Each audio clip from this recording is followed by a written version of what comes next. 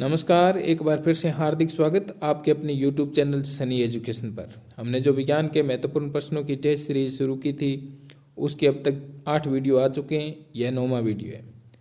तो जिन साथियों ने वो वीडियो नहीं देखे तो एक बार ज़रूर देखें। और आज का वीडियो शुरू करने से पहले आप वीडियो को लाइक कर दो, और यदि कोई साथी चैनल पर नया है तो चैनल को सब्सक्राइब कर दो।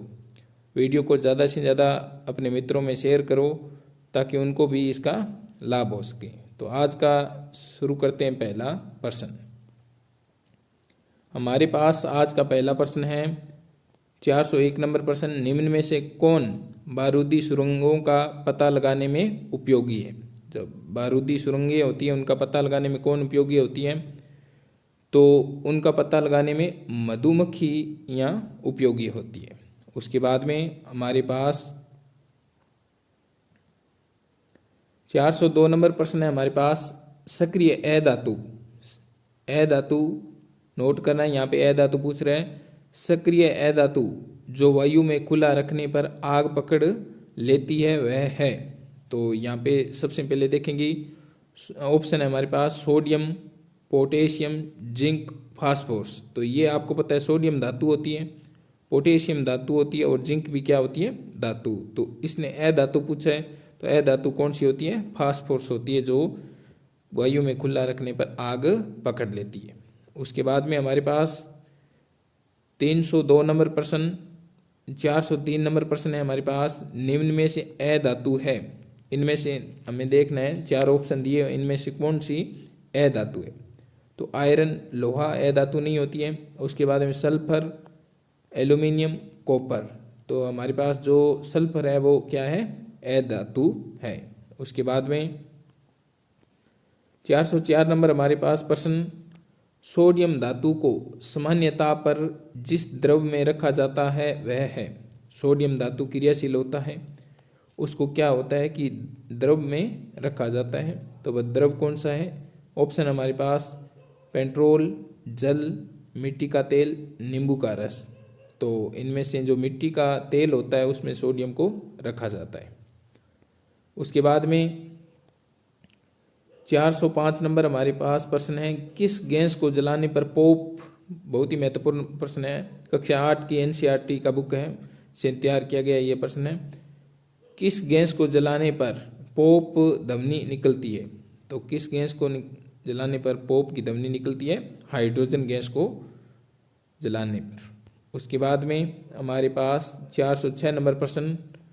पेट्रोल जैसे ज्वलनशील पदार्थों में लगी आग को बुझाने में उपयोगी है।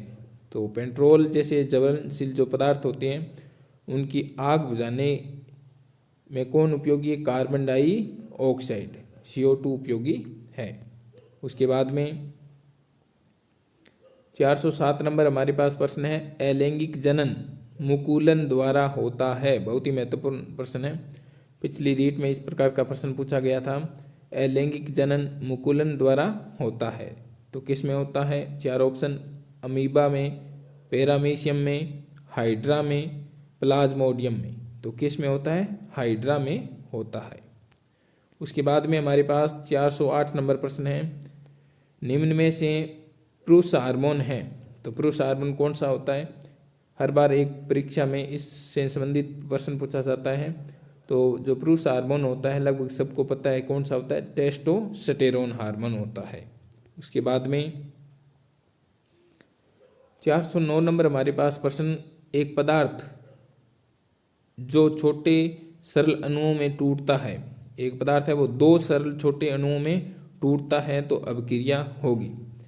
जब कोई अभिकारक होता है वो एक या एक से अधिक उत्पाद में टूटता है तो उसको अपघटनीय अभिक्रिया कहा जाता है। उसके बाद में हमारे पास 410 नंबर प्रश्न है। इलेक्ट्रॉन त्यागने वाले पदार्थ कहलाते हैं। इलेक्ट्रॉन त्यागने वाले पदार्थ क्या कहलाते हैं? ऑक्सीकारक कहलाते हैं। और जो ग्रहण करते हैं उनको अपचायक कहा जाता है।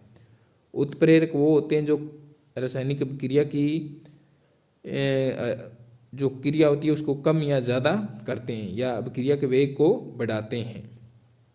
उसके बाद में 411 नंबर प्रश्न है हमारे पास। दोनों दिशाओं में होने वाली अभिक्रियाएं हैं। तो जो दोनों दिशाओं में होती है, कभी पूर्ण नहीं होती है, या ऐसा मान सकते हैं कभी पूर्ण होती है, कभी अभिकारक से उत्पाद, फिर उत्पाद से अभिकारक का निर्माण होता है। जैसे बर्फ वाली है, बर्फ को ताप मिलते ही किस में बदल जाएगा, द्रव में, और फिर ये द्रव थोड़ा सा वो ताप हटेगा, ठीक है ना, ठंडा होगा द्रव, तो वापस किस में बदल जाएगा, ये बर्फ में बदल जाएगा। तो इस प्रकार की जो अभिक्रिया दोनों दिशाओं में चलती है उसको उत्क्रमणीय अभिक्रिया कहा जाता है। उसके बाद में 412 नंबर हमारे पास अभिक्रिया के वेग को बढ़ाने वाले होते हैं। अभिक्रिया के वेग को कौन बढ़ाता है, अभी हमने बात की उत्प्रेरक बढ़ाते हैं। उसके बाद में 413 नंबर हमारे पास प्रश्न एंजाइम होते हैं। एंजाइम जो होते हैं वो क्या होते हैं, वो जैव उत्प्रेरक होते हैं। उसके बाद में 414 नंबर है 2Mg प्लस में O2 क्या बना, 2MgO मैग्नीशियम ऑक्साइड बना। तो मैग्नीशियम को जब ऑक्सीजन की उपस्थिति में जलाया जाता है तो मैग्नीशियम जो धातु बनती है, मैग्नीशियम के फीते का ऑक्सीकरण होता है। ऑक्सीकरण होता है तो उसमें क्या हो रहा है, ऑक्सीकृत हुआ है, यानी जब ऑक्सीजन किसी में जुड़ती है तो वह ऑक्सीकृत होता है। तो यहाँ पे मैग्नीशियम धातु का क्या हो रहा है, ऑक्सीकरण हो रहा है। उसके बाद में 415 नंबर हमारे पास प्रश्न बहुत ही महत्वपूर्ण, उत्क्रमणीय अभिक्रिया जो दोनों दिशाओं में चलती है किस चिन्ह का प्रयोग किया जाता है। तो उत्क्रमणीय अभिक्रिया को इस चिन्ह के द्वारा दर्शाया जाता है, इस प्रकार से दर्शाया जाता है। ये तीर का चिन्ह बताती है कि अभिकारक से उत्पाद बन रहा है, इसको प्रति अभिक्रिया भी कहा जाता है। और ये तीर का निशान बताती है कि उत्पाद से वापिस क्या बन रहा है, अभिकारक बन रहा है। ये पश्च अभिक्रिया को बताती है। उसके बाद में हमारे पास 416 नंबर प्रश्न, ऊष्माक्षेपी अभिक्रिया में ऊष्मा निकलती है, अवशोषित होती है, विलेय होती है, इनमें से कोई नहीं। तो ऊष्माक्षेपी अभिक्रिया में ऊष्मा निकलती है। उसके बाद में 417 नंबर हमारे पास प्रश्न है, सूर्य के अंदर प्रकाश किस अभिक्रिया के द्वारा उत्पन्न होता है। तो सूर्य के अंदर प्रकाश किस रूप में बनता है या किस अभिक्रिया के द्वारा बनता है। तो इसका पहला ऑप्शन हो जाएगा हमारे पास नाभिकीय संलयन द्वारा। उसके बाद में 418 नंबर प्रश्न हमारे पास, सूर्य का प्रकाश पृथ्वी की सतह पर ऊष्मा की किस विधि द्वारा पहुंचता है। बहुत ही महत्वपूर्ण प्रश्न है कि जो सूर्य का प्रकाश होता है वो पृथ्वी की सतह पर ऊष्मा की किस विधि द्वारा पहुंचता है। तो ऊष्मा की किस विधि द्वारा पहुंचता है, वह विकिरण द्वारा पहुंचता है। उसके बाद में 419 नंबर, प्रकाश की तरंग होती है। बहुत ही महत्वपूर्ण प्रश्न, प्रकाश की तरंग क्या होती है। जिनको आंसर आ रहे हैं वो कमेंट बॉक्स में जरूर इनका आंसर दें। प्रकाश की तरंग होती है, क्या होती है, अनुप्रस्थ प्रवृत्ति की, अनुदैर्ध्य प्रवृत्ति की। तो जो प्रकाश की तरंग होती है वो होती है अनुप्रस्थ। तो इसको याद रखने का इस प्रकार है कि इस प्रकार से लिखा जाता है अनुप्रस्थ।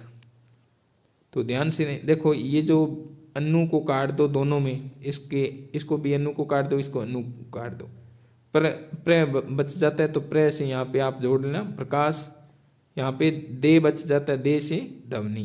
तो अनुदैर्ध्य तो होती है ध्वनि की और अनुप्रस्थ होती है प्रकाश की। इस प्रकार से आपको जोड़ना है। बहुत ही महत्वपूर्ण प्रश्न था।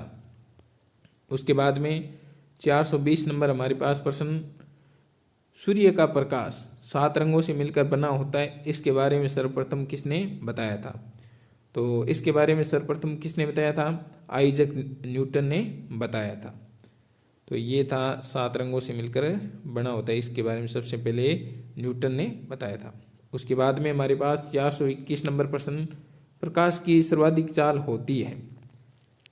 तो प्रकाश की सर्वाधिक चाल तो होती है निर्वात में और सबसे कम किस में होती है, ठोस में। इस प्रकार होता है, सबसे अधिक तो चाल होती है प्रकाश की निर्वात में, उसके बाद में गैस में, उसके बाद में द्रव में, और सबसे कम किस में होती है?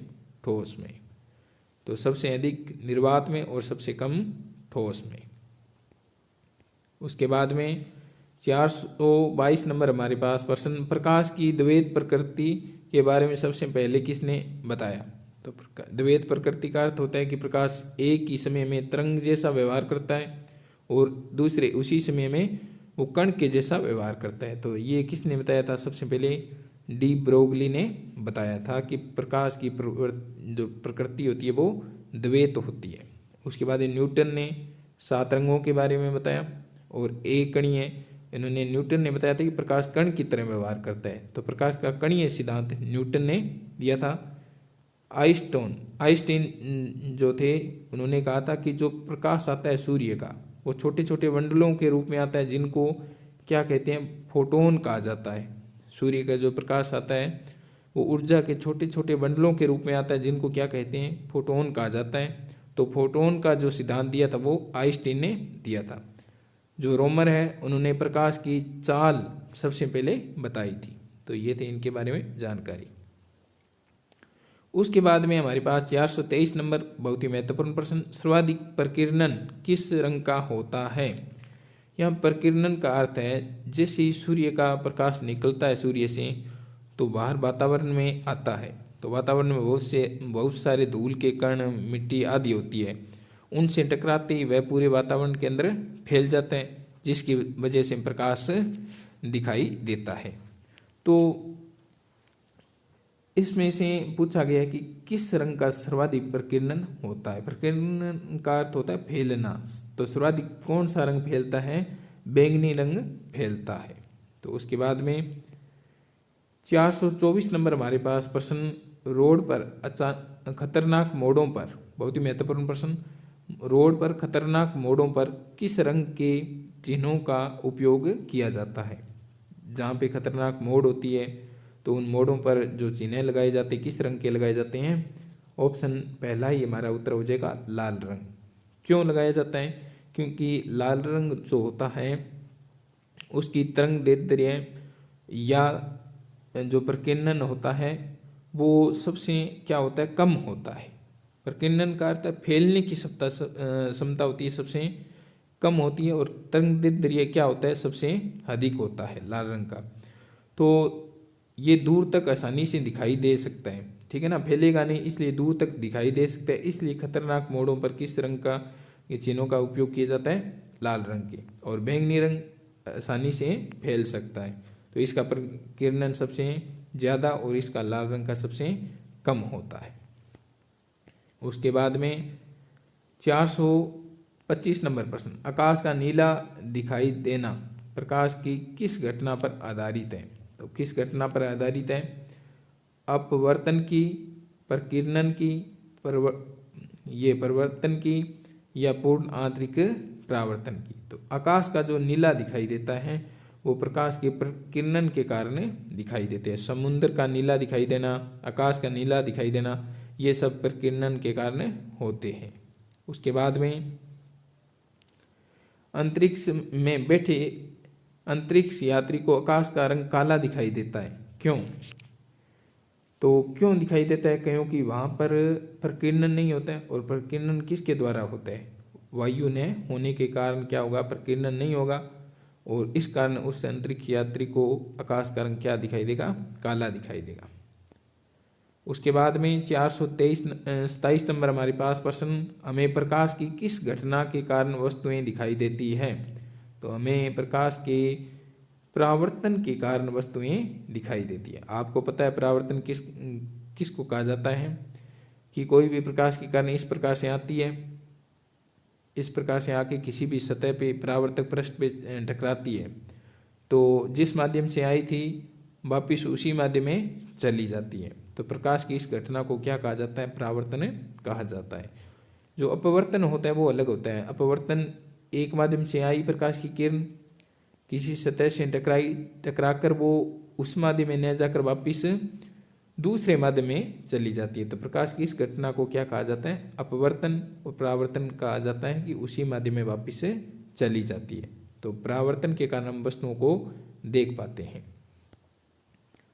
उसके बाद में हमारे पास 428 नंबर प्रश्न है, पेड़ पौधों की पत्तियां किस रंग को परावर्तित करती है। तो पेड़ पौधों की पत्तियां, तो आप ध्यान रखना, जो वस्तुएं जिस रंग का परावर्तन करती है या जिस रंग को परावर्तित करती है वो उसी रंग की दिखाई देती हैं। तो पत्तियां किस रंग की दिखाई देती है, हरे रंग की, तो वे हरे रंग को परावर्तित करती हैं। उसके बाद में 429 नंबर हमारे पास प्रश्न, गाड़ी की हेडलाइट सर्च लाइट में किस दर्पण का उपयोग किया जाता है। तो गाड़ी की हेडलाइट सर्च लाइट में किस दर्पण का उपयोग किया जाता है, अवतल दर्पण का उपयोग किया जाता है। तो गाड़ी की हेडलाइट और सर्च लाइट पूछे तो अवतल दर्पण, यदि साइड मिरर पूछे तो उसके अंदर उत्तल दर्पण का उपयोग किया जाता है, क्योंकि उत्तल दर्पण का जो दृष्टि प्रयास होता है, देखने की क्षमता होती है, वो सबसे अधिक होती है। अवतल दर्पण के उपयोग एक सूत्र से मैं बताता हूँ आपको, अव काना आंख से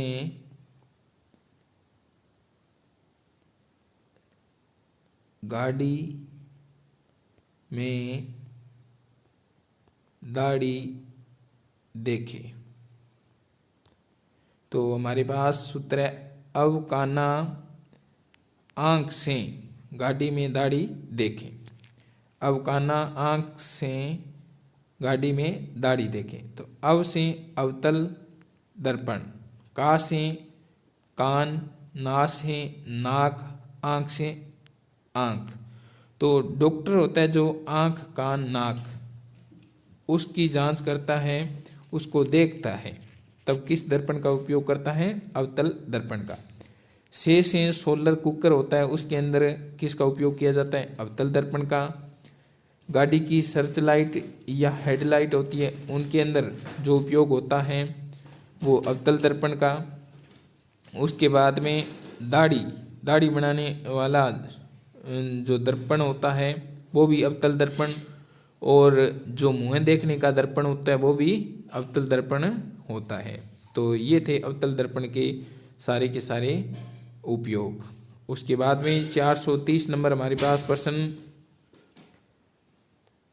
किसी वस्तु का समतल दर्पण में पूर्ण प्रतिबिंब देखने के लिए क्या होना आवश्यक है। देखो, दर्पण की लंबाई वस्तु की लंबाई से कम, दर्पण की लंबाई वस्तु की लंबाई से अधिक हो, दर्पण की लंबाई वस्तु की लंबाई के बराबर हो, इनमें से कोई नहीं।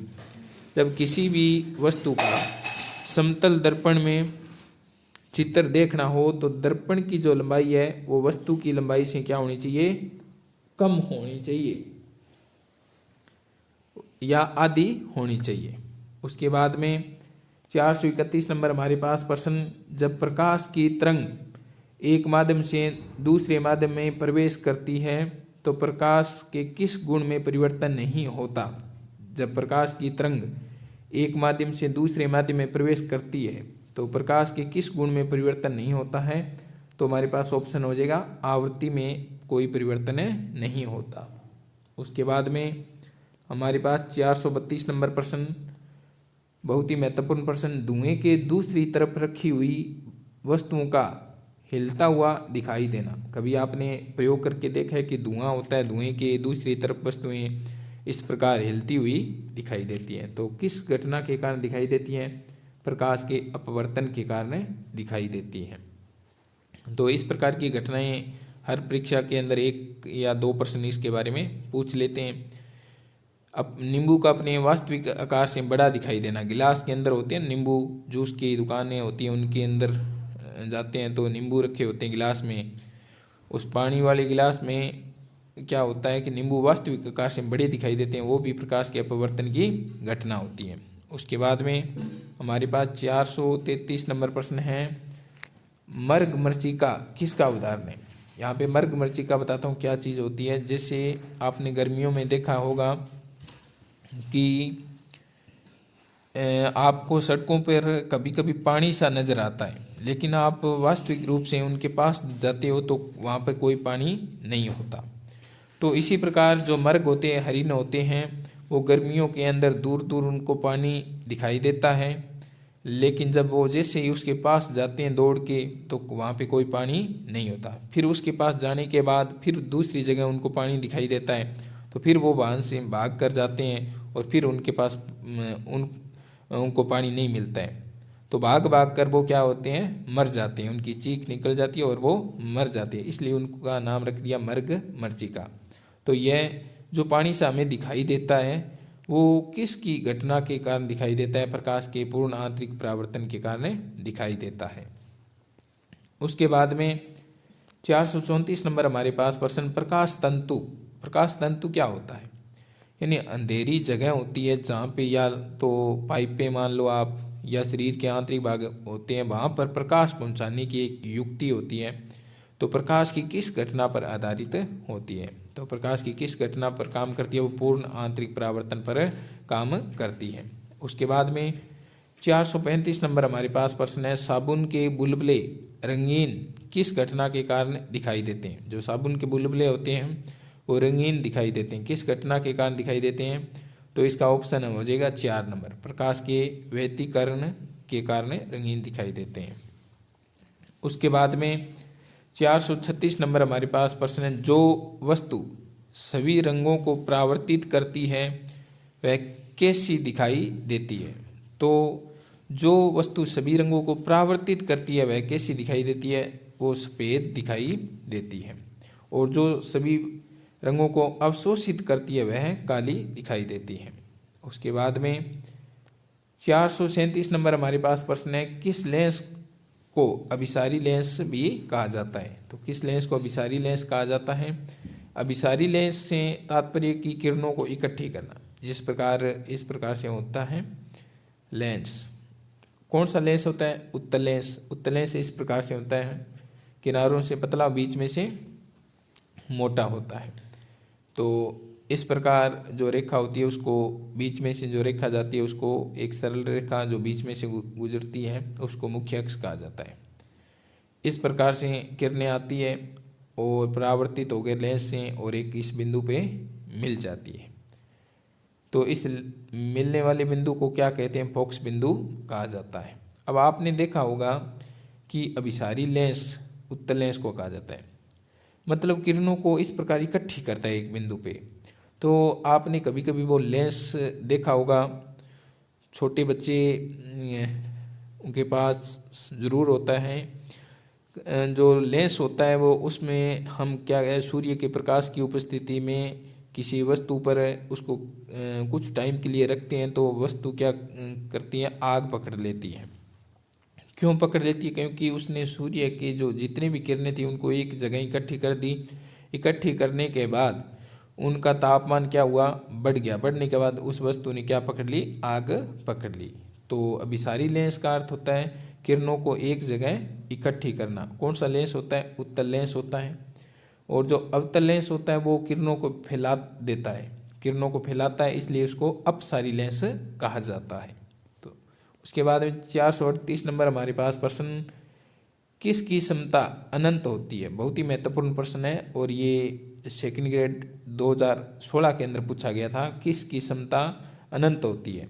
उत्तल लेंस की, अवतल लेंस की, समतल दर्पण की या उत्तल दर्पण की? तो किसकी होती है? समतल दर्पण की जो क्षमता होती है वो अनंत होती है। उत्तल लेंस की क्षमता धनात्मक होती है, अवतल लेंस की क्षमता ऋणात्मक होती है। उसके बाद में 439 नंबर हमारे पास प्रश्न, पानी के अंदर स्थित हवा का बुलबुला किस लेंस की भांति व्यवहार करता है? बहुत ही महत्वपूर्ण प्रश्न। जो पानी के अंदर हवा का बुलबुला बनता है किसके कारण बनता है या किस लेंस की तरह व्यवहार करता है? तो किस लेंस की तरह व्यवहार करता है? अवतल लेंस की भांति व्यवहार करता है। और पानी की सतह पर या हवा में जो बुलबुला बनता है वो किस कारण बनता है? उत्तल लेंस की तरह वो व्यवहार करता है। पानी के अंदर तो अवतल लेंस की तरह और पानी की सतह पर उत्तल लेंस की तरह व्यवहार करेगा। उसके बाद में 440 नंबर प्रश्न है हमारे पास, नेत्रदान के समय आंख का कौन सा भाग दान किया जाता है? तो नेत्रदान के समय आंख का कॉर्निया जो भाग है वो दान किया जाता है। उसके बाद में हमारे पास 441 नंबर प्रश्न है, इंफ्रासोनिक तरंग उदाहरण है। इंफ्रासोनिक तरंग इनको बोलते हैं अवसर्वीय तरंग, यानी ऐसी तरंग जिनकी आवृत्ति 20 हर्ट्ज से भी कम हो।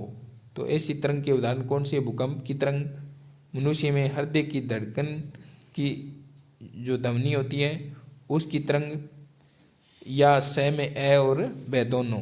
तो जो अवसर्वीय तरंग के उदाहरण है वो ये दोनों ही है, भूकंप और मनुष्य की हृदय की धड़कन अवसर्वीय तरंगें होती है। उसके बाद में 442 नंबर हमारे पास प्रश्न है, अल्ट्रासोनिक तरंग का उदाहरण है। तो अल्ट्रासोनिक मतलब प्रासर्वीय, जिनकी प्रास क्या होती है 20,000 हर्ट्ज से भी ऊपर होती है। उनका उपयोग किस काम में आता है? देखो, संकेत भेजने में, बिल्कुल सही है। समुद्र की गहराई जानने में, बिल्कुल सही है। ट्यूमर, गठिया जो रोग होता है उसके उपचार में, बिल्कुल सही है। हानिकारक जीवाणुओं को मारने में, बिल्कुल सही है। तो जो प्रासर्वीय तरंगें होती हैं, ध्वनि तरंगें होती हैं, उनका उपयोग इन सभी में किया जाता है। उसके बाद में 443 नंबर हमारे पास प्रश्न, ध्वनि की चाल को प्रभावित करने वाले कारक हैं। तो ध्वनि की जो चाल होती है उसको प्रभावित करने वाले जो कारक कौन कौन से हैं? देखो, हर बार एक परीक्षा में प्रश्न ऐसा पूछा गया है। तो दाब बिल्कुल होती है, इसको प्रभावित करता है। दाब कब प्रभावित करता है? जब समान ताप है तो दाब का कोई प्रभाव नहीं पड़ता। आर्द्रता यदि है तो ध्वनि की चाल बढ़ जाती है। तापमान का मान बढ़ता है तो ध्वनि की चाल का भी मान बढ़ता है। तो ये सभी कारक ध्वनि की चाल को प्रभावित करते हैं। उसके बाद में 444 नंबर, ध्वनि की सर्वाधिक चाल होती है। जो ध्वनि होती है उसकी सर्वाधिक चाल होती है किस में? ठोस में, द्रव में, गैस में या निर्वात में।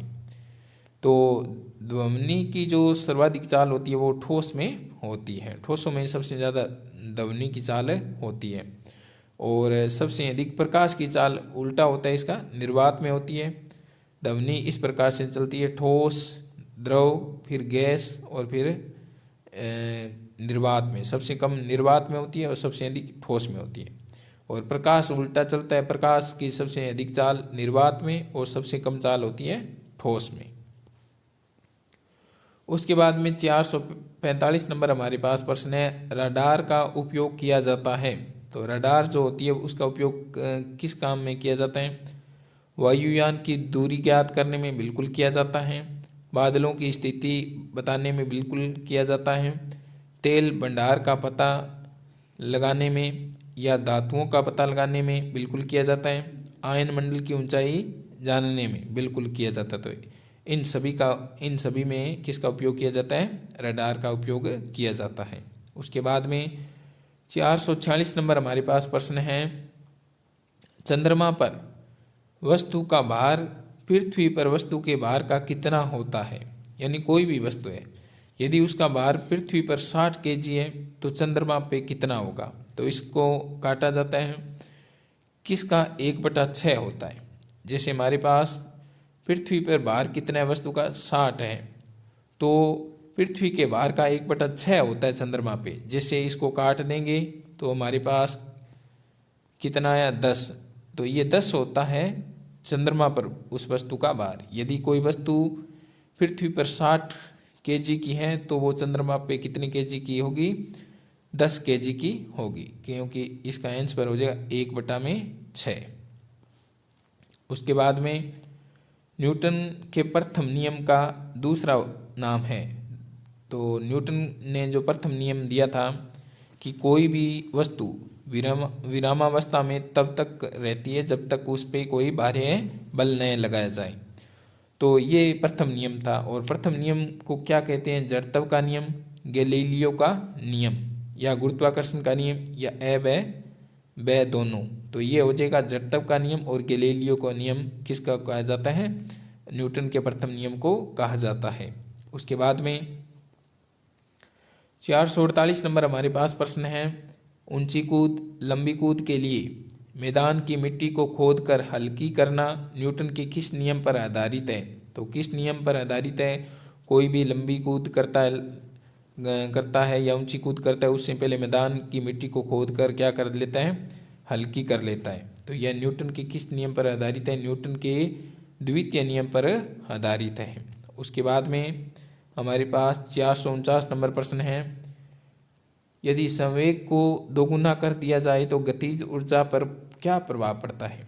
यदि संवेग को दोगुना कर दिया जाए तो गतिज ऊर्जा क्या हो जाती है, गतिज ऊर्जा 4 गुना हो जाएगी। ये भी बहुत महत्वपूर्ण प्रश्न है। इस प्रकार के प्रश्न न्यूमेरिकल दे के पूछे जाते हैं। उसके बाद में 450 नंबर प्रश्न है हमारे पास, बहुत ही महत्वपूर्ण प्रश्न, गतिज ऊर्जा सदैव होती है। तो गतिज ऊर्जा क्या होती है, ऑप्शन हमारे पास धनात्मक, ऋणात्मक, दोनों, उदासीन। तो गतिज जो ऊर्जा होती है वो हमेशा क्या होती है, धनात्मक होती है। ये थे आज की वीडियो के महत्वपूर्ण 50 प्रश्न।